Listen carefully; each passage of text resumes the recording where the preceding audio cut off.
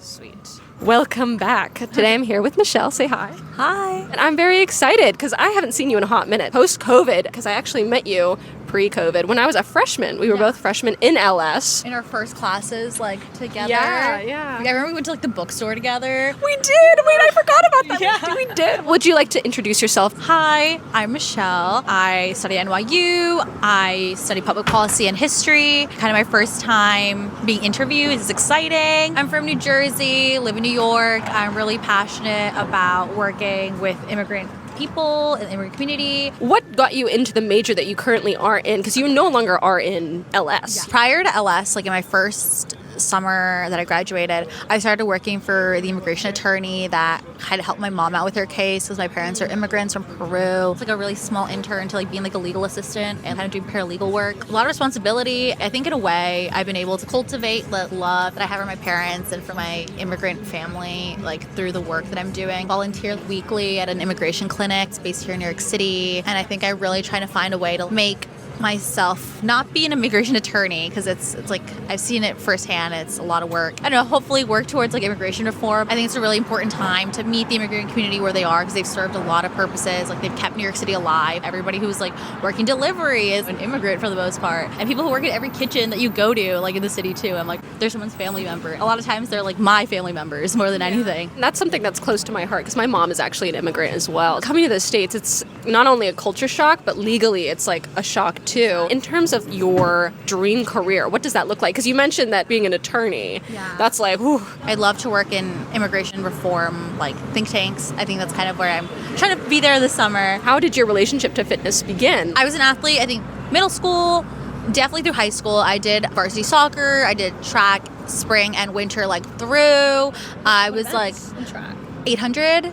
Yeah, I know. I was I can't believe I did that. When you're an athlete in high school, you're working out 6 times a week, right? Yeah, and you don't even think about it. Exactly. Yeah. You're okay, morning session, afternoon session. Oh, I'm going to go to the gym by myself. Then I get to college. Oh, I'm going to continue to do that, right? I went every couple of days and would just ride on the treadmill or elliptical. And I really haven't done much. During COVID, I would go on runs every other day for a few hours because I was just so bored. Since October, I've been doing hot yoga. Go to your yoga studio and it's heated up to 90, 95. I went to this one class here in the East Village and it was 105 degrees and I was actually dying because there was 40, 50 people in there. It was 40? It was insane. And it was an hour and a half. That was way too long. Everybody was walking out and walking back in. People were leaving. It was the stretching focused one. It was just the heat. The heat was exhausting you. I really love yoga, but I only like it in a heated studio. Maybe I need the extra element, right, to get me in the zone. And I love being surrounded by other women, which is why I wanted to join Girls Who Lift. And that's part of the reason why hot gals who lift exist to begin with. Gals were hitting me up and being oh, I want to do this. I want to lift. Yeah. I'm a little uncomfortable. And I was well, why don't I just create a group so there's not even the fear of going? But I have to say, I tried my first Pilates class over this past weekend and I cried. I straight up cried on the reformer. They're oh, your muscles going to go to exhaustion. I'm okay, cool. I'm sure. 10 seconds in, I'm am I at exhaustion? And I was what's wrong with me? Oh my God, the first time I went to a solid core class, the hardest thing I've ever done, actually. I've been an athlete. This is so much harder. I went down the subway, my legs were shaking down. I was am I going to fall? I just need the burn. But I don't know. That's intense. Yeah. I mean, you impress me. I don't know if I'll go back. I feel myself getting so much stronger after a few classes. That's encouraging. Exactly. Because here's the thing, I was so emotionally broken after that first after that Pilates class. I literally was I don't know if I'll ever be able to do this ever again. One gal in the class who had gone to 50 in a row.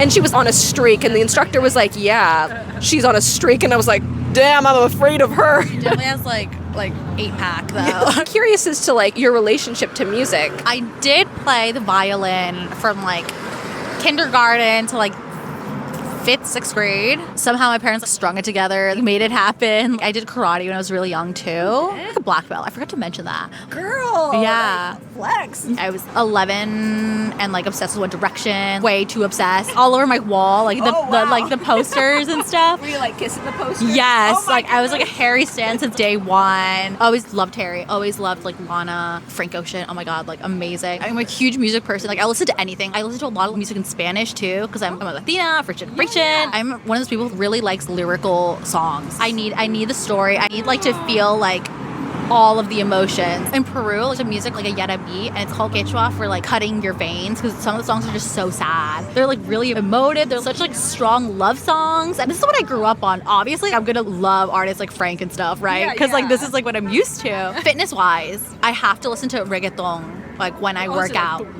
Yeah, I need like high, amazing beat. I need Rauw, Alejandro, some old reggaeton. I love like Daddy Yankee. Give me Like a song. one current, 100%. You have to listen to Lokera by Rauw Alejandro.